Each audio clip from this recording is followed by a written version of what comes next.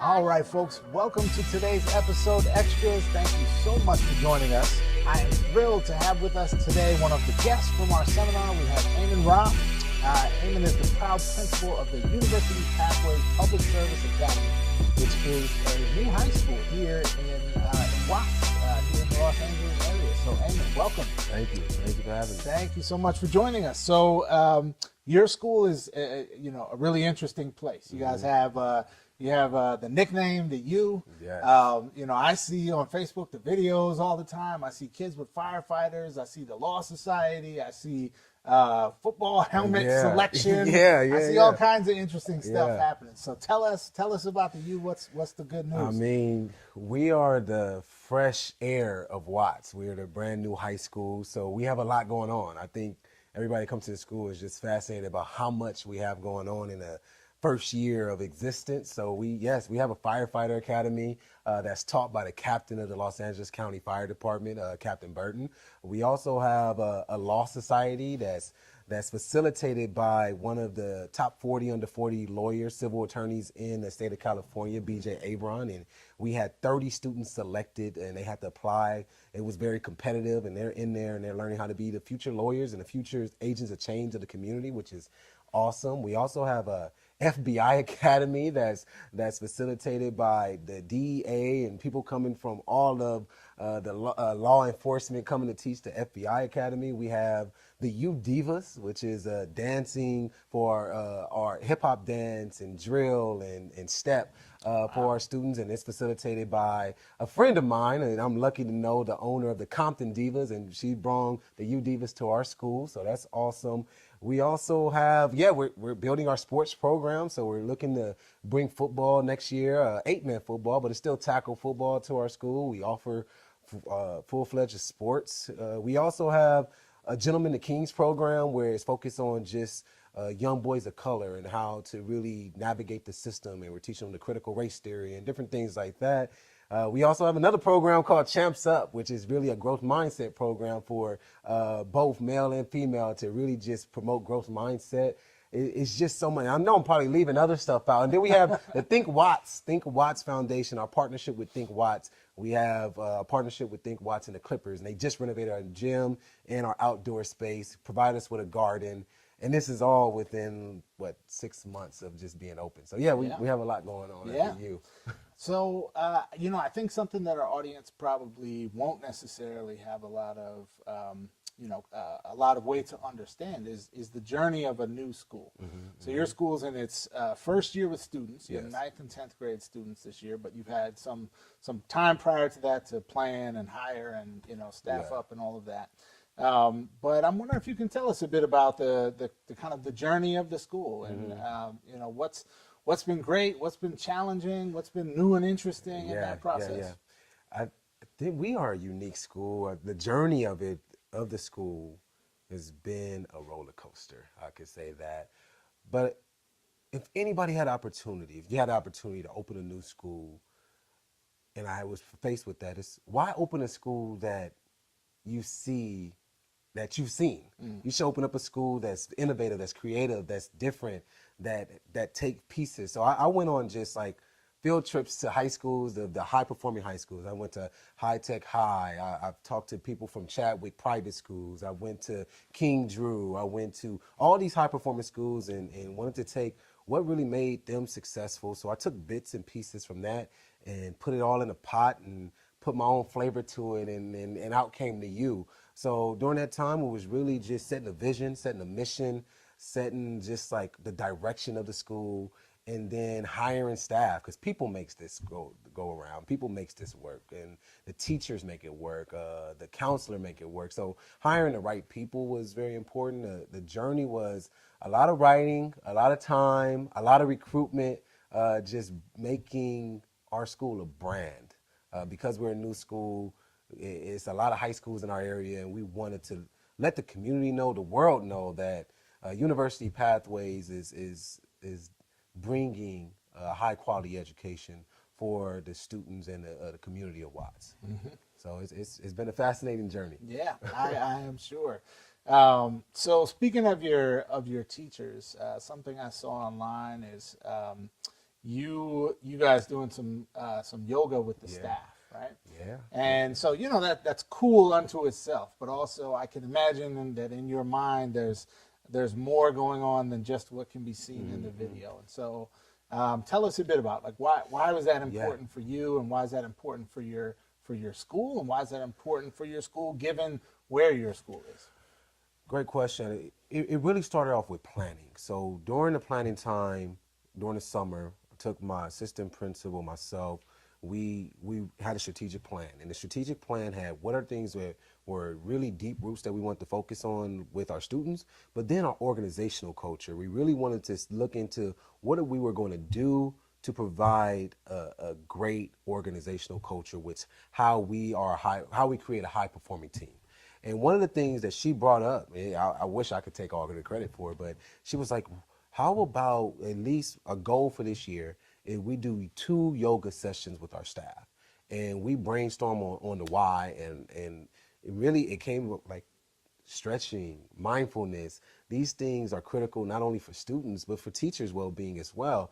And come to find out, many of our teachers do yoga outside of the school. So it was like, why not bring it to our school for an opportunity to build community, to decompress from just the semester. So we did it during the fall semester. We have our one we're going to do during the spring semester. The teachers gave, and not just the teachers, our staff, our office manager was there, our community partners were there. So it was really a fascinating event, and the teachers really loved it. The staff loved it, and I think that just creates not only the teachers wanting to come to work, but future teachers wanting to apply to our school, but also wanting to stay at our school. And I think that is what's important is like teacher retention, staff retention, and sustainability is something that our administrative team and myself included really wanted to get in the right direction this year. Yeah. So you've worked across a few different schools in the Los Angeles area. You're born and raised in Compton. You've worked in Watts. You are someone who's a product of the community in which you are working in many ways. So I'm wondering if you can talk about your personal journey to becoming an educator, your personal journey to becoming a principal, and why it's important for you to be the principal of the school that you're now the principal of. Awesome, great question. I come from a family of educators. Although I've come from a family of educators, throughout my journey, I did not want to go into education. I was like, my father's an educator, my sisters and brothers are educators. I want to do, like I said, I wanted to be a rapper, I wanted to be a football player. And when I lost my scholarship and things happened, I fell back into my natural, I think in my DNA was to be a servant. And to be a servant. And I thought that was really my purpose in life. And when I was in high school, I didn't see the relevance of school, didn't see the relevance on connecting it to what I wanted to do in life. I was that C student. I was like, let me figure this thing out. As long as I get a C, I'm cool, I'm happy with it. So when I got into becoming a teacher, I wanted to level up in just what I provided for students. I wanted to connect the dots for them. I wanted to expose them. I wanted to be a model, and I wanted to be an agent of change. So that's why I got into teaching. Then I started to see we have some principals teaching our young black and brown students in the community that's really not connecting the dots. And I started to look, and I know it's always somebody who's not in that sequence. Man, I could do that. And I was that person. I was a teacher. I said, man, I could do that. And I think I could really rock it as a principal. And that became my dream. And I talked to my family, I talked to my father, and he was like, you're crazy. Like, why would you want that, son? Like, become a teacher. You go become a teacher. You can go home at 3:00. You don't have to deal with angry parents coming to your school about the gates being locked or whatever. And I said, no, I want this. And I pursued it, and I wanted to be a principal. And now I'm living a dream. So my why is bettering everybody's best and providing critical hope for young black and brown students of Watts and Compton so they can see that they're limitless when it comes to their dreams. And that's what I want to provide. I want to provide the hope, the welfare, the being of just positivity, success, and helping them define their own success and finding their hidden treasure in life.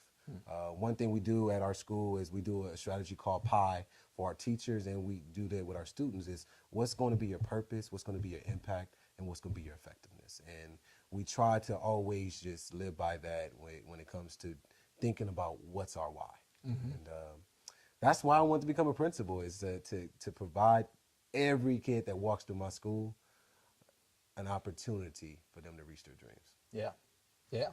Powerful stuff, man. So I imagine you may have many of these, but I think it'd be great to just hear about an inspiring story from your school. And could be a certain individual, could be more of a group thing, but what's an example of an inspirational story from your school that's the kind of thing that that makes it a good idea to get out of bed at 5 a.m. and to still be there at 5 p.m. Yeah, collectively as a school, as a family, we are saving lives daily. And we had a student. I'm gonna talk about this one particular student. When I was recruiting, he was a middle school student, entering to the 9th grade, and I was writing the recruiting, writing the vision, and our building wasn't even done yet. Like it was that in the infancy stage, and he started to follow our just journey on in Instagram and follow me, and he said, I'm applying for your school, but I don't think I'm gonna be able to get in. And I know it's gonna be a lot of people getting there. He had no idea, like we don't have that many people. And he said, I think if I can get in your school, it changed my life. Wow. Right. And I take that this came to me, and I looked at his transcripts, and he was failing everything in 8th grade. And he's attending the school now. He was on an honor roll on a 15-week report card. Yeah. And it just showed that he believed in me and in our school, and he really turned it around. And it just goes to show people that, never give up on that kid. Never give up on that kid that you may feel is the most challenging. Never give up on that child that says they want to be a principal, and they may be failing classes right now, or they may just be getting C's, because the words of encouragement, the energy, and just love conquers all. And I think that is what our school embodies, is just this sense of love and family, and it conquers all. Yeah. That's a beautiful story. Final question I have for you today is, if you could change something in our public school system that you think would help make things better for you, for your school, for the students and families that you serve, what might you change? Wow, that's a heck of a big unfair question.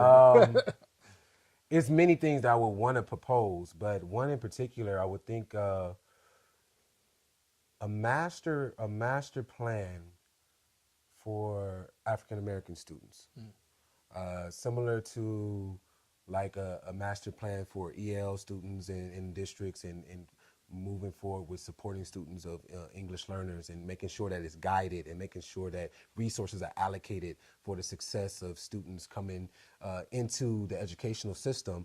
I think having something that is across the board off of schools, providing resources and supports for African American students, with knowing that the trauma, knowing that the systemic oppression that exists, the handicap, what I would say, for many of our students that come from the descendants of enslaved people in America. I think it is important to have a master plan and resources allocated to support the African American student in our educational system, so they could have exposure, so they can have the success, and they can close the attitude gap and the achievement gap for our students of color. Yeah. I love that idea. And just to clarify too, for our viewers who may be from outside of California and don't know the context, the master plan is not a sinister plan. It's an actual document that exists and commits the district and the state to supporting the needs of English learners. And so something comparable for our Black students, I agree, is long overdue. So thank you. Actually, final question. For people who heard this interview today and they're like, oh, I want to learn more about the U. I want to, see these videos of the kids with the firefighters and all the exciting stuff online. How can people learn more about the school, or how can they reach out and find ways to support the school? Definitely. You can find us at the upathways.com. You can find us on Facebook at University Pathways Public Service Academy. Or you can find us on Instagram. You can follow us at University Pathways _the U. Or you can go to Principal Rahh and follow me on Instagram as well. We're both just connected. So follow us, like the page, spread the word, come visit our school and speak to our students and encourage them to better their best each and every day and to change the world, and don't let the world change them. Thank you. All right. Amen, Rahh, thank you for joining us today. Much appreciated. All right. Folks, as always, you can find all of our content on our website. That's AOTAshow.com. Once again, that's